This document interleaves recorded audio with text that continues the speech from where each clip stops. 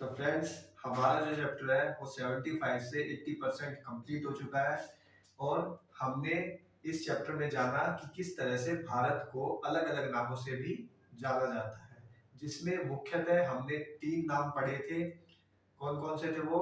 भारतवर्ष, जम्बू द्वीपा और हिंदुस्तान। ठीक है, इतना याद करना। ये मत रखना कि कभी सोचो कि भारत का सिर्फ 2 ही नाम है, या तो भारत है या इंडिया है। उसे अलग अलग नामों से भी जाना जाता है। तो अब हम अपना आगे का चैप्टर शुरू करते हैं।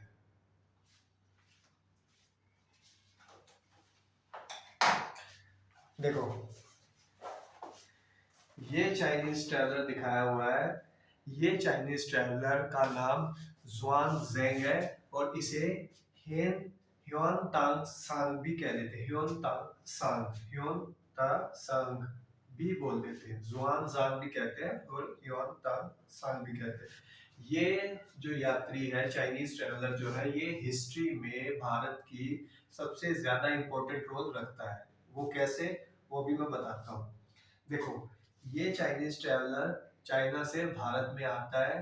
ठीक है, और ये कब आता है? 7th सेंचुरी में आता है। कब आता है? 7th सेंचुरी, यानी कि जो ईयर है वो चल रहा था 601 से 700 ईयर वाला। और ये क्या था? सी वाला, यानी कि ये इस टाइम पीरियड में आता है। ठीक है, ये इंडिया में कितने सालों तक रहता है? 17 सालों तक रहता है। कितने सालों तक रहता है? 17 सालों तक। ये बात पूछी जा सकती है कि जुआन जान कितने सालों तक भारत में रहा, तो उसका आंसर हो जाएगा 17 सालों तक। ठीक है, ये क्या करता है? भारत की महिमा को जानता है कि क्या क्या भारत का कल्चर है, किस टाइप के लोग हैं, किस टाइप की सोसाइटी है। प्लस बुद्धिस्ट टेक्स्ट, जो बौद्ध धर्म के जो मैन्युस्क्रिप्ट हो गए, जो इंस्क्रिप्शन हो गए, उन्हें ये बटोरता है। क्यों बटोरता है? क्योंकि बौद्ध धर्म की जो शुरुआत थी वो कहाँ पे हुई थी? इंडिया में हुई थी। बौद्ध धर्म की जो उत्पत्ति हुई थी वो कहाँ पर हुई थी? इंडिया में। ठीक है, किसने उत्पत्ति की थी उसकी?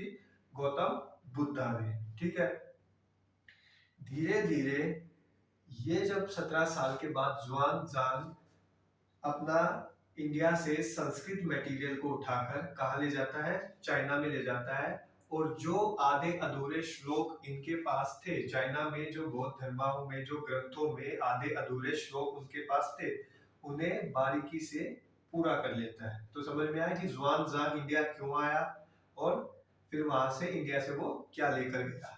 अपने ग्रंथ जो चाइना में जो ग्रंथ थे वो आधे अधूरे थे या फिर थोड़े बहुत गलत थे, उसको इम्प्रूव करने के लिए और थोड़ा सा जो कहानियां आधी अधूरी रह गई थी उन्हें पूरा करने के लिए ही जुआन जांग इंडिया आया था।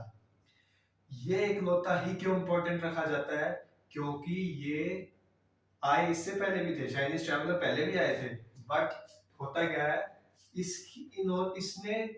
इसने बुद्धा के जीवन को ज्यादा एक्सप्लेन किया।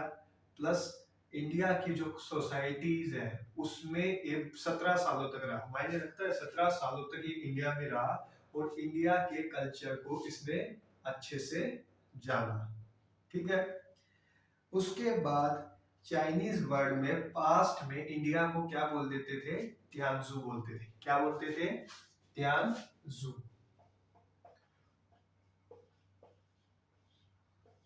ये नाम भी दिया गया है कि another Chinese word also derived from Sindhu was Tianzhu, यानी कि चाइनीज में पुराने टाइम में क्या बोलते थे? तियानजू बोलते थे।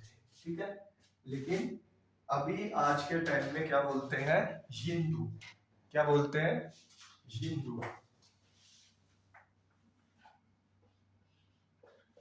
क्या बोलते हैं? हिंदू। तो पर्शियन में सबसे पहले बताया था कल हिंद, फिर इंडोस और अरेबिक और पर्शियन जो फारसी लोग हैं वो क्या बोलते हैं? हिंदुस्तान। क्या बोलते हैं? हिंदुस्तान। तो जो ये टेबल है ये नीचे कंप्लीट कर दी है। प्लस हिंदुस्तान का इंपॉर्टेंस बताया गया कि जिस भारत को आज हम हिंदुस्तान कहते हैं वो आज से नहीं बोला गया। इसकी शुरुआत कब हो गई थी? 1800 साल पहले ही हो गई थी। कैसे हुई थी? जो बाहरी लोगों के जो आक्रमण करते थे, जो लोग आते थे, वो अडेप्ट करते चले गए। जैसे सिंध की जगह हिंद, हिंद, हिंदू, ऐसे ऐसे करते करते हिंदुस्तान हो गया। ठीक। तो इस चैप्टर में सिर्फ यही जानना था कि इंडिया और भारत एक ही है, अलग नहीं है। इंडिया इंडिया और भारत दोनों एक ही है। अगर आपसे कोई कहे इंडिया तो वो भारत है, और कहे तो भारत तो वो इंडिया है। उनमें कंफ्यूज नहीं होना है। प्लस 3-4 नाम हमने इसमें जाने कि भारत को और किन किन नामों से बोला जाता है। जम्बू द्वीपा हो गया, भारतवर्ष हो गया, हिंदुस्तान हो गया, और क्या कहते हैं, हिंदू हो गया, चाइनीज ट्रैवलर हिंदू। ठीक है। उसके बाद हमने पढ़ा इसमें सिर्फ एक ह्योन तांग सुंग के बारे में पढ़ा, जिसे जुआन जेंग भी कह देते हैं। ठीक है। और इस तरह से उसने बौद्ध इंस्क्रिप्शंस को देश भर में फैलाया। तो ये चैप्टर हो चुका हमारा खत्म। ठीक। आई होप चैप्टर अच्छे से समझ में आया होगा। और अब जो टाइम, तो मिलते हैं। अगर कोई डाउट है तो पूछ लेना, कमेंट में बोल देना, लिख देना। और अब हमारा जो नेक्स्ट चैप्टर होगा वो हम आगे शुरू करेंगे। ठीक।